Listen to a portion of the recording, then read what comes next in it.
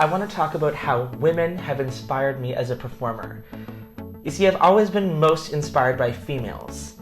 Growing up, having a softer demeanor and an older sister meant that I would inevitably be drawn to more feminine energy.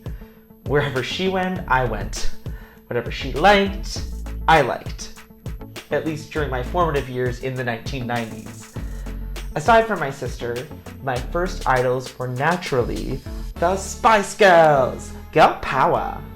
Their colorful costumes, personalities, and music were like sensory candy to me. In fact, during that time I had my fair share of those rock-hard bubblegums that they put out that had a Spice Girls sticker or comic in them. Except they were more like a jawbreaker than bubblegum. I don't think the sticker really stuck. But that's not my point. My admiration for scary, baby, sporty, ginger, and posh went deeper than the aesthetic surface and the quality of their bubblegum. These were 5 young women who epitomized self-affirmation, camaraderie, and sticking it to the man.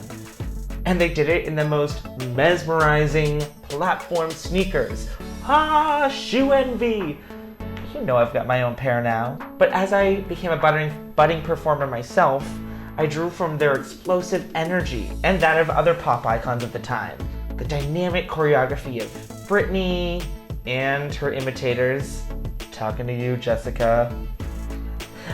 The sassy lyrics of Destiny's Child. The tenacity of roles that Julia Stiles played in movies like 10 Things I Hate About You and Save the Last Dance. You know? You can do it, put your back into it. I used to know all those moves, okay? At the time, I didn't know how deep that influence went. They just made me happy. They made my eyes sparkle. They made me want to move and sing. Of course, I still appreciated their male counterparts, but given the chance to dress up like any star for Halloween, I would always choose pigtails and sequins. Or a floral shirt, self-graffitied bell-bottoms, and a really bad wig. Teenage and young adult me extended that admiration to friends and fellow performers in my community. As my female peers became women, I envied the roles they got to play. But I had so much fun playing with them on stage. As I reminisce, I think of my honorary older sister Erica pouring her heart and impressive vocals out on stage while singing Still Hurting from the last 5 years. I can also picture my longtime friend Robin flipping her hair as Ariel in our high school production of Footloose.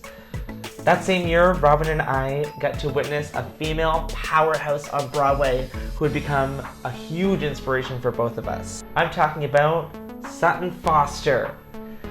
Sutton is so special to me because she can play a huge variety of characters, okay? Girl got range, and not just vocally. But in every role, she draws references to comedy legends like Carol Burnett and Lucille Ball, who are 2 of my biggest comedy role models. Even if the role is more glamorous than humorous on paper, like Thoroughly Modern Millie or Reno Sweeney in Anything Goes, Sutton always adds a nuance and a sprinkle of her signature quirk. Her portrayal of Princess Fiona in Shrek the Musical took the character we know from the movie and made her a bona fide tap dancing, burping badass. Watch out for her roundhouse kick.